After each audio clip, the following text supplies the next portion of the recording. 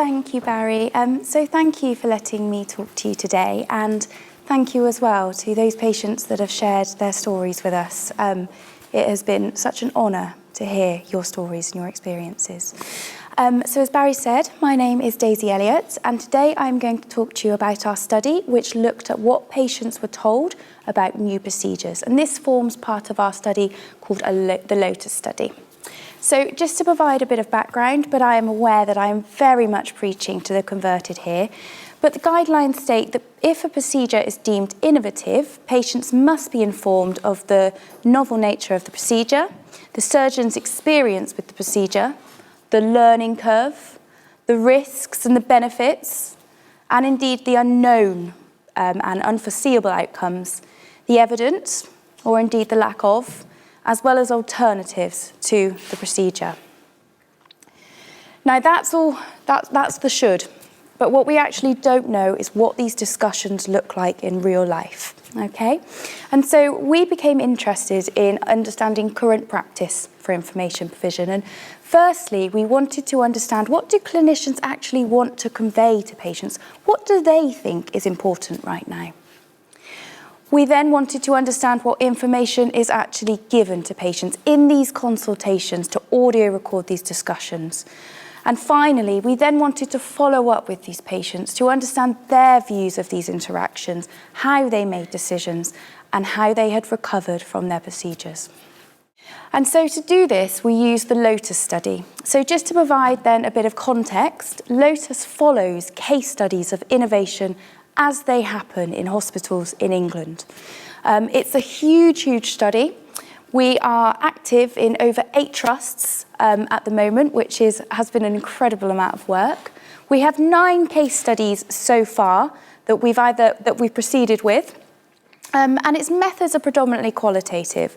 So as well as the study that I'm going to talk to you about today, there's other objectives within our work. So for instance, we video record the procedure to understand how it's evolving over time. So going back then to this study within Lotus, well, we chose 7 case studies here. And this included a range of innovative procedures in various specialties, including orthopedics, ophthalmology, and upper GI surgery. Now, of the 7 case studies here, I think this is quite interesting. Only one had done this as part of a research study with full ethical approval, so HRA approval. 5 teams sought approval from their new procedures committees within their hospitals, although it's worth noting that one of those teams did so retrospectively. After quite some time of introducing the procedure, they then went back and sought approvals. And one of our case studies had no approvals from their local hospital or research committee. The other thing that I think is very interesting is that of the 7, only 3 provided any written information about the innovative component to patients. So what data did we have? Well, the first thing to kind of understanding this puzzle was doing something that we called background interviews. And this was speaking to the clinician, understanding the procedure, understanding what made it new, and understanding what they wanted to tell patients. And we had 9 of these interviews. We then audio recorded the discussions of these clinicians with their patients where these new procedures were discussed. And we had 37 of those consultations that we included in our analysis. And then we followed up with these patients. So we did 30 post-operative interviews to understand patients' views of the information they were given, how they made their decision, and if they'd had the procedure, how they were recovering. Now, when we got that data in, we did something called thematic analysis, which essentially is just looking for patterns in the data. We continually wanted to look at what was similar and what was different in each of the findings that we identified. We had 3 people, aside from myself, in our research team that looked at the data independently to just check there was agreement in our findings. And we also had patient and public feedback on consultations, which was an absolutely invaluable contribution to the research. So what did we find? Well, when we first spoke to the clinicians, they first told us that these procedures were indeed novel, and they had a really strong belief that patients should be told about this. And they hope to do that.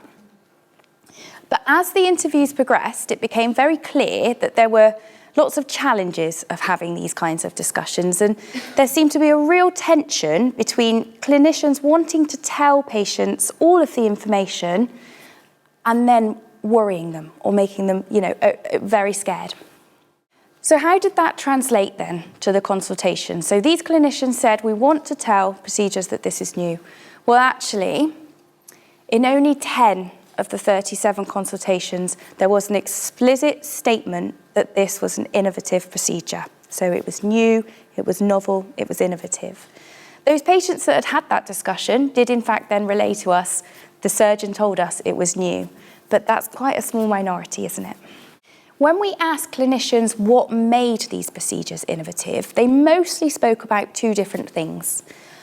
Firstly, they often said they need to know about my experience. So this surgeon said, I've done no more than 10. The other thing they mentioned an awful lot was the lack of evidence and their intention to convey that to patients. So again, let's look at how that compared to the consultations. Well, actually only a minority of consultations featured any discussion about the clinician's limited experience, any discussion about there being limited evidence, and only 13 consultations included a statement that made the patient aware that there was the possibility of uncertain outcomes here. And what we actually saw was in these consultations, there were lots of instances, I think unintentionally, that clinicians actually contradicted or undermined the novel status of the procedure, I think possibly to try to put the patient at ease. But they would say, this particular procedure has been reported as having good results, but they didn't mention where the limitations in the evidence was. And one surgeon, when they were talking about robotics, said, we've had the new procedure here for 7, 8, 9 years, and so the hospital are well used to it. So of course it's talking about where these procedures have been used in other contexts, but not in this specific instance. So when we spoke to the patients, unsurprisingly, we found that they thought that these procedures were a lot more established than they actually were. So one patient said it's an operation they do quite a lot over there, which gave me a lot of confidence. And another one said he's been doing it long enough. They are obviously all trained. He has years' experience of it. The final thing that I'm going to discuss with you today is how clinicians wanted to present the pros and the cons of these new procedures. And so in those initial interviews, all of the clinicians were clearly really, really passionate about the new procedures, and they spoke about it with such enthusiasm, but they were aware that that might be translated to patients, and they really wanted to provide a neutral and a balanced kind of representation in those discussions. Unsurprisingly, what happened in practice was quite different. So all of the consultations featured some statements about the potential benefits of these innovative procedures, and actually quite a large proportion included where the surgeon offered their own personal beliefs and recommendations. So they say, I think this is the future, this is the way forward, this is the best thing to do. Conversely, the disadvantages or the potential disadvantages were discussed much less. So some surgeons did in fact mention to patients that this procedure would take longer, although often they didn't actually explain what that might mean in terms of potential complications. That was it. Only 12 of those 37 consultations featured other specific risks to that innovative procedure. And what we found is in a small portion of consultations, the surgeon told patients that there were no additional risks to having the new procedure.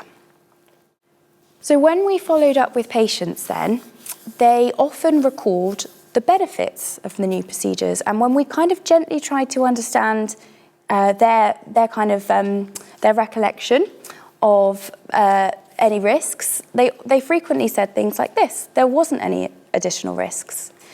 Overall, patients were very happy with the discussions they'd had and their recovery. But some people did in fact question whether they truly had understood the intricacies of the procedure and recovery, and if they knew what that actually looked like. And one person said, I thought it would be easy peasy, but to be honest with you, it knocked me for six the way it was, the treatment and the recovery time and that sort of stuff. And a proportion of patients went on to express regret about having these procedures. So one patient felt that they weren't told about the possibility that the condition could have actually have made things worse for them. So this person said, I would have liked to have known there was a possibility it could actually get worse. I probably would have said no. I probably would have thought, is it worth going through all that pain? I am worse than what I was when I went in.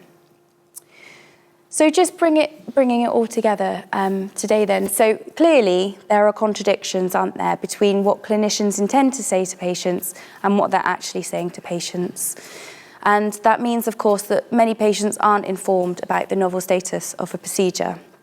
I think what's really interesting here is when we spoke to the clinicians, they really wanted to try to convey this to patients, and they were willing to be recorded too. They were willing to take part in this. So I think that in itself is very interesting. And I think ultimately it shows that these kind of discussions are incredibly challenging. And so I think fundamentally it really highlights that we need to work with clinicians to develop support and training programs so that they can have these discussions with patients and they are able to do so with confidence in a transparent and a really clear way. So that's it from me. I am just going to cut in before Angus jumps on, and I'm just going to say, with Lotus, it's an enormous team effort. So thank you to everyone involved. We've got a wonderful study team. We've got loads of amazing research teams. The patients who took part in the research, as well as the PPI group as well, that provided feedback on our consultation. So thank you ever so much for listening. And that's it for me for now. Thank you.